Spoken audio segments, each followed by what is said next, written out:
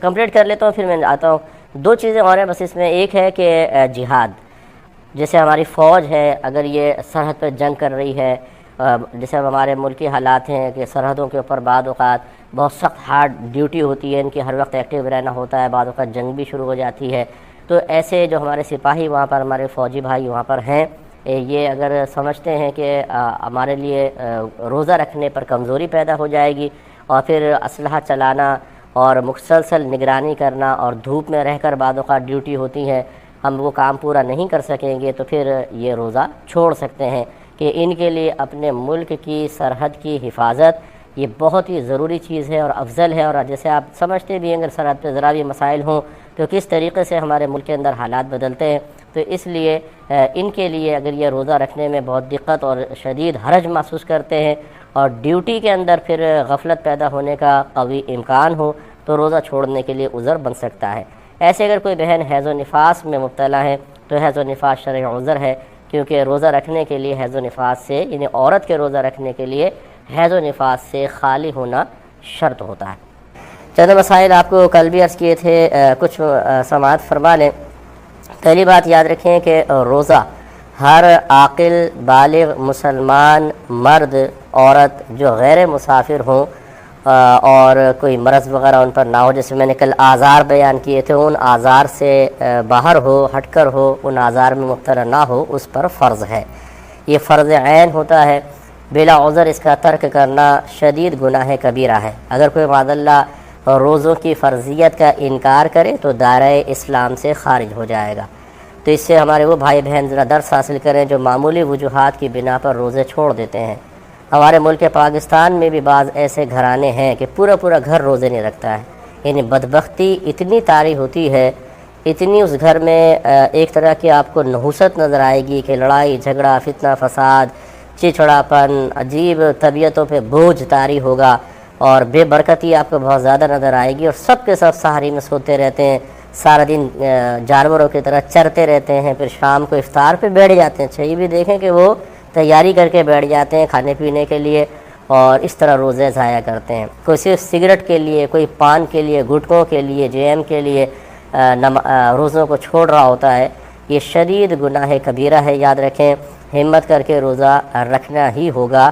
جب بچے بالغ ہو جاتے ہیں تو ان کو روزہ رکھوایا جائے. بلکہ جیسے کہ نبی کریم صلی اللہ علیہ وسلم نے ارشاد فرمایا جب بچہ 7 برس کا ہو جائے تو اس کو نماز کا حکم دو، اور جب 10 برس کا ہو جائے تو مار کر نماز پڑھاؤ.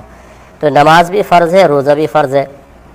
اگرچہ روزوں کے لیے نبی کریم صلی اللہ علیہ وسلم کی طرف سے سختی کا حکم نہیں آیا، لیکن یہ اشارہ ہے اس طرف کہ 10 برس کا جب بچہ ہو جائے تو اس کو روزے کی طرف بھی لانا چاہیے، کیونکہ جب ابھی نماز فرض نہیں ہوئی تو نماز کی تلقین کرنا اور سختی کرنا سرکار نے لازم قرار دیا.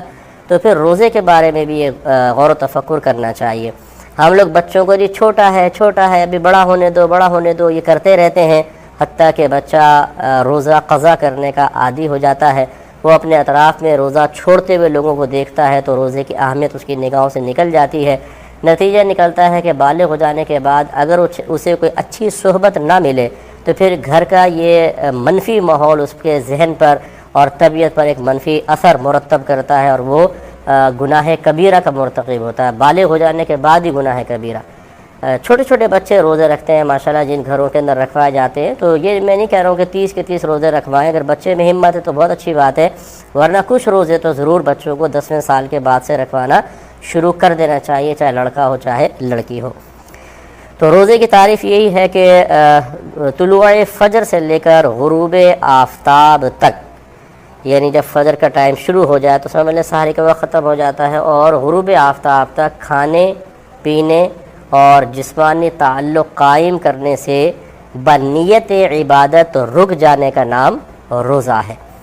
تو اس سے یہ معلوم ہوا کہ روزے کی حالت میں کھانا پینا بھی ہمیں ترک کرنا ہوتا ہے اور جسمانی تعلق بھی ختم کرنا ہوتا ہے، اس سے دور رہنا ہوتا ہے. لیکن شرط یہ ہے کہ ہم نے نیت کی ہو، کیونکہ ہر عبادت نیت سے عبادت بنتی ہے، ورنہ تو ایک وہ عمل ہے. اگر کوئی شخص نیت نہ کرے اور نماز کسی حیت بنا لے، کھڑا ہو رہا ہے، رکوع ہو رہا ہے، سجدہ کر رہا ہے، تو یہ مطلب نماز پڑھنا نہیں کہلائے گا. نیت سے نماز بنتی ہے، مطلب عبادت بنتی ہے. اور اسی طرح بعض عبادات ایسی ہوتی ہیں جن میں نیت کا دخل تو نہیں ہوتا، جیسے وضو ہے یا غسل ہے کہ اس میں پانی خود نیت کے قائم مقام ہے، آپ نیت کرے نہ کرے وہ پاک کرے گا، لیکن اس میں بھی حصول ثواب کے لیے نیت کرنا ضروری ہے۔ اگر ہم ثواب کی نیت نہیں کریں گے تو ہمیں وضو کا ثواب اور غسل کرنے کا ثواب نہیں ملے گا۔ نیت دل کے پختہ ارادے کو کہتے ہیں، کسی بھی کام کے کرنے کا پختہ ارادہ اس کام کی نیت کہلاتا ہے۔ لہذا جو ہمارے ہاں زبان سے الفاظ ادا کرتے ہیں روزے کی، جس کو نیت کہہ دیتے ہیں، دعا کہہ دیتے ہیں، وہ پڑھنا کوئی ضروری نہیں ہے۔ آپ کے دل میں نیت موجود ہے، آپ کا ارادہ میں کل روزہ رکھوں گا تو کافی ہے۔ روزے کا وقت جب پچھلے دن کا غروب آفتاب ہو جائے، یہاں سے رات شروع ہو جاتی ہے، اگلے دن کے طلوع فجر تک پوری رات میں جب کبھی آپ نے نیت کی، نیت ہو جائے گی۔ تو لہٰذا اگر بالفرض کوئی آپ فرض کر لیں پہلا روزہ ہے، دوسرا روزہ ہے، آپ رات میں سوئے، ارادہ ہے کہ کل روزہ رکھیں گے، سحری کریں گے، روزہ رکھیں گے، اور آپ رات میں نہ اٹھ سکے حتیٰ کہ فجر کے بعد آپ کی آنکھ کھولی، تو آپ کی نیت پہلے موجود تھی چونکہ رات میں، تو یہ کافی ہے، آپ روزے کو اسٹارٹ کر سکتے ہیں۔ اور اگر بالفرض کسی کا یہ ارادہ ہو کہ میں روزہ نہیں رکھوں گا، مطلب اور پھر میں اٹھ کر یعنی بس تذبذب کے عالم میں ہی ہے، اور فرض کر لیں اس کی آنکھ نہیں کھلی اور فجر کے بعد اس کی آنکھ کھلتی ہے، تو پھر بھی یاد رکھیں فقہائے اسلام نے ارشاد فرمایا کہ اگر کوئی دحوہ کبریٰ سے پہلے یعنی اس کو زوال آفتاب کہتے ہیں، زوال کے وقت کہتے ہیں، اس سے پہلے روزے کی نیت کر لے تو اس کا روزہ ہو جائے گا۔ یعنی پوری رات بھی اس کی نیت کا وقت ہے، اور دعوی کبریٰ سے پہلے زوال کے وقت سے پہلے بھی انسان نیت کر سکتا ہے۔ لیکن جب دن میں نیت کریں تو اس کے لیے ضروری ہے کہ ایک تو یہ نیت کریں کہ میں طلوع فجر سے ہی روزے سے ہوں، یہ نیت نہ کریں کہ ابھی سے ہوں۔ دوسری بات یہ کہ جب دن میں نیت کریں تو جاگنے کے بعد روزہ توڑنے والا کوئی عمل جان بوجھ کر نہ کیا ہو۔ جان بوجھ کر سے مراد روزہ یاد ہے پھر بھی کر لیا، تو پھر یہ نیت کام نہیں دے گی۔ مثال کے طور پہ کوئی شخص جاگا اور اس نے سوچا کہ بھی کہا گیا تھا کہ زوال سے پہلے نیت کر سکتے ہیں، تو چلو ایک گلاس پانی پی لوں پھر نیت کر لوں گا، تو پانی پی لیا، پھر اس نے 8 یا 9 بجے جیسے نیت کی، تو یہ نیت قابل قبول نہیں ہوگی۔ ہاں اگر اس کو روزہ یاد نہ ہو، صبح جاگا روزہ یاد نہیں تھا، پانی پی لے، پھر کہا ہو آج تو روزہ رکھنا تھا اور رات میں میری آنکھ نہیں کھلی، چلو میں اب نیت کر لیتا ہوں، تو یہ صحیح ہے۔ اس لیے کہ حالت روزہ میں اگر کوئی بھولے سے کھا پی لے تو نبی کریم صلی اللہ علیہ وسلم نے اس کو روزہ پورا کرنے کا حکم دیا، تو پھر یہ ادھر بھی اس کی بھول کام کرے گی اور اس کا روزہ خراب نہیں ہوگا۔ اس کو میں ایک اور دفعہ دہرا دوں گا، لیکن پہلے ہمارے ایک کالر منتظر کال لیتے ہیں۔ السلام علیکم۔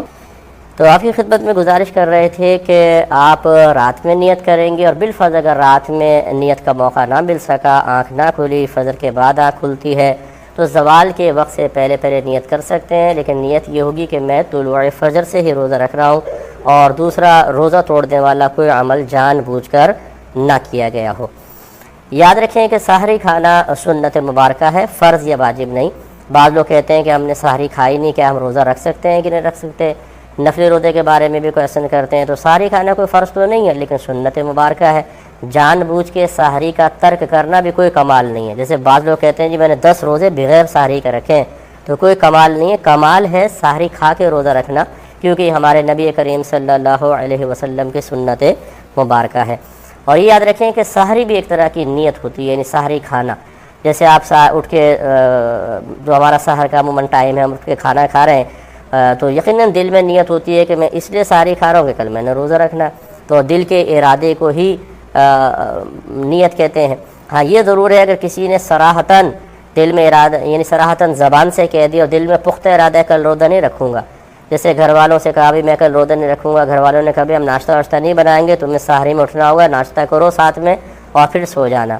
اب وہ جو کھا رہا ہے تو یہ تو پھر روزے کی نیت نہیں ہوگی، کیونکہ اس نے صراحتاً انکار کر دیا، دل میں روزہ نہ رکھنے کا پختہ ارادہ ہے، یہ سحری کھانا نیت کے قائم مقام نہیں ہے۔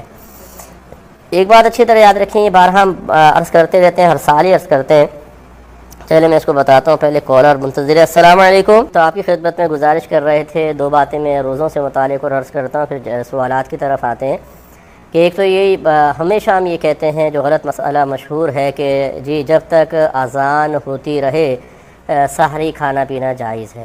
اسی طریقے سے افطار میں کھجور لے کے بیٹھے رہیں گے اور انتظار کریں گے کہ اذان ہوگی یا سائرن بجے گا پھر ہم روزہ کھولیں گے، اس سے پہلے نہیں کھولیں گے۔ اچھی طرح یاد رکھیں کہ روزہ بند کرنے یا روزہ کھولنے کا تعلق سائرن یا اذان سے نہیں ہے، وقت سے ہے۔